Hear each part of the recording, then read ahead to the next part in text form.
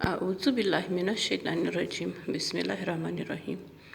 جی ہاں بیٹے، dear students of class 11th، السلام علیکم. آج کا ہمارا لیسن جو ہے ہماری نصابی کتاب کا ایک سبق ہے، پنڈت جواہر لال نہرو. تو آج ہم اسی پنڈت جواہر لال نہرو کے حالات زندگی ہم اس لیسن میں، اس سبق میں تھوڑا بہت وضاحت کر لیں گے. جہاں بیٹے پنڈت جواہر لال نہرو 1899 عیسوی تا 1964 عیسوی، یعنی 1899 عیسوی ہے ان کی سن پیدائش اور 1964 ہے ان کا سن وفات.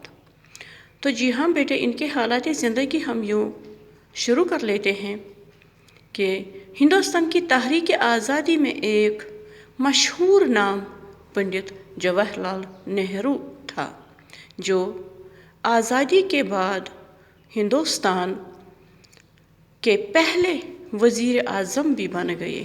بچے ان کو چاچا نہرو کے نام سے بھی پکارتے تھے. جی ہاں بیٹے، پنڈت جواہر لال نہرو کشمیری پنڈت تھے، یعنی اصلی وہ رہنے والے تھے، آبائی وطن ان کا تھا کشمیر ہی. ان کی ولادت یعنی ان کی پیدائش 14 نومبر 1899 عیسوی کو الہ آباد میں ہوئی.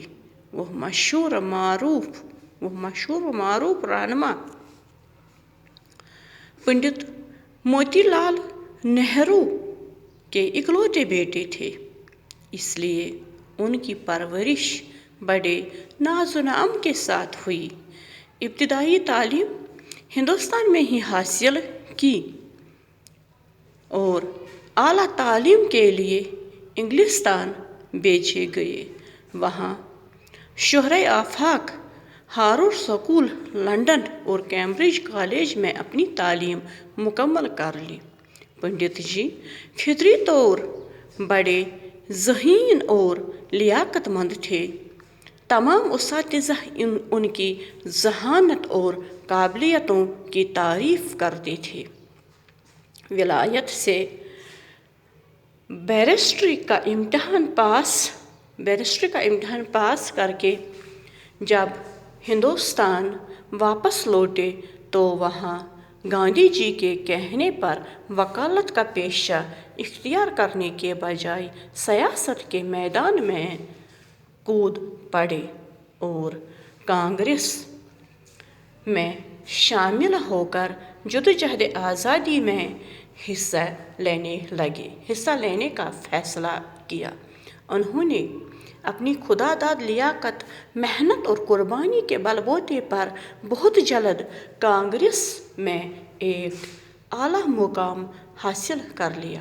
1928 عیسوی میں آپ آل انڈیا نیشنل کانگریس کے صدر چنے گئے اور ان کی ہی قیادت میں کانگریس نے مکمل آزادی کے مطالبے کی قرارداد منظور کی.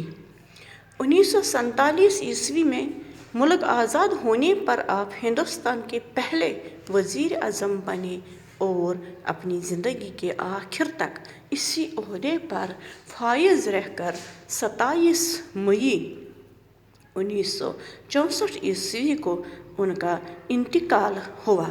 ان کے ہی دور حکومت میں ہندوستان ترقی کی راہ پر گامزن ہوا اور ہر طرف امن و امان اور خوشحالی کا دورہ ہوا.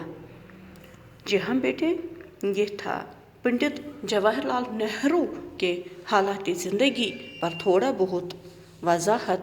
تو اس وقت اس لیسن میں اتنا ہی، باقی کل انشاءاللہ ہم شروع کر لیں گے دوسرے لیسن میں.